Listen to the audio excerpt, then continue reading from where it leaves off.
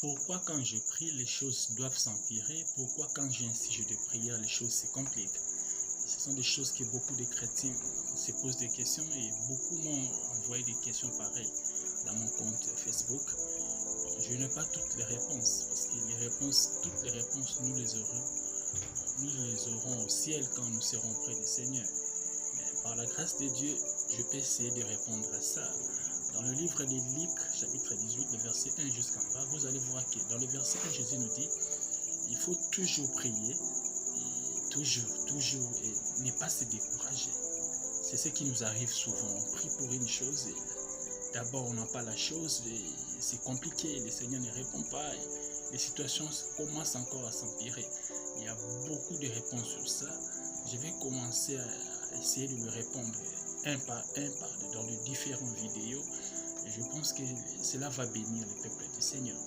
Premièrement, un jour ça m'est arrivé, je priais le Seigneur, je dis Seigneur, j'avais un sujet, je priais, mais c'est comme si le Seigneur ne dérangeait pas trop le Seigneur. Alors, j'ai eu le ras-le-bol, je fâché, je dis Seigneur, mais comment tu peux? Moi, je suis ton fils, je te sers. Je te demande une chose, tu ne t'occupes pas de ça, tout ça. En tout cas, j'étais vraiment dans tous mes états. Alors, le Seigneur m'a répondu sur place. J'ai aimé ça. Il m'a dit, John, toi, tu es un fils. Quand ton fils te demande une chose, tu lui donnes directement. Non, moi, j'ai dit oui, Seigneur. Et toi, tu penses que toi, tu aimes ton fils plus que moi. Disons, toi, tu aimes ton fils plus que de la manière dont je t'aime. La réponse était non. Alors, le Seigneur m'a dit ceci. Lorsque vous me priez, je vous donne la chose directement. Vous voyez?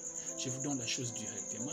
Mais ce qui fait la rapidité entre vous et votre fils et moi et vous, c'est que vous et votre fils, vous êtes dans le monde physique.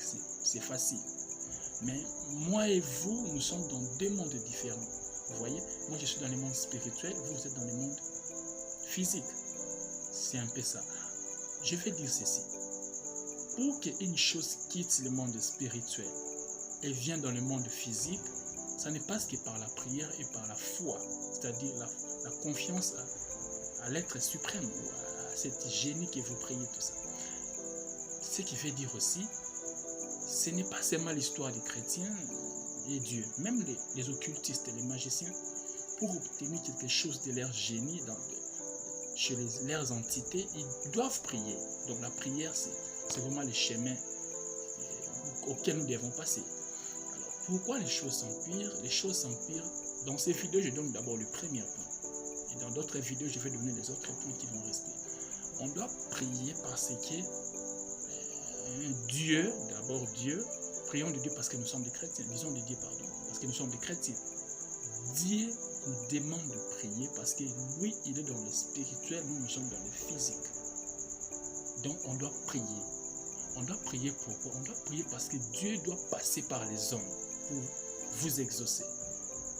Est-ce que Dieu ne peut pas donner directement? Il peut le faire, mais il a dit, le ciel m'appartient, la terre aux hommes. Donc, il doit d'abord passer par les hommes.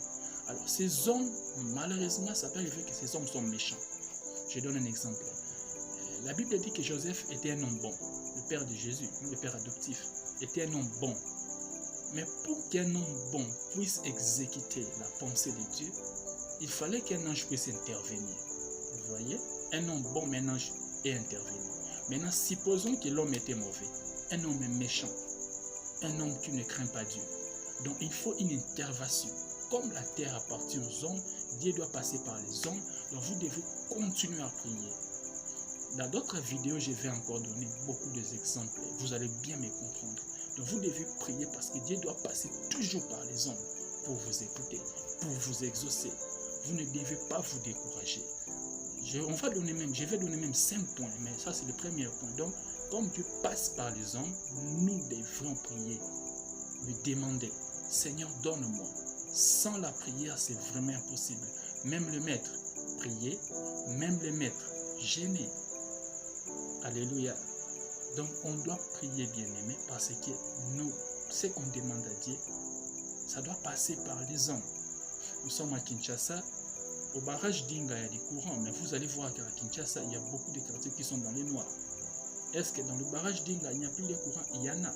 Mais il y a un problème qui s'est opposé entre le barrage d'Inga et votre maison. C'est pareil avec la prière. Ça peut être un disjoncteur, le câble, vous voyez. Donc Dieu est comme le barrage d'Inga. Il a déjà envoyé la chose. Mais il peut y avoir des interrogations comme Daniel. C'est maintenant à vous de prier pour que la chose soit vraiment débloquée. Débloquée dans toutes les choses, dans tous les domaines. Ça, c'est ce que je vais me partager dans le premier point. Que Dieu vous bénisse.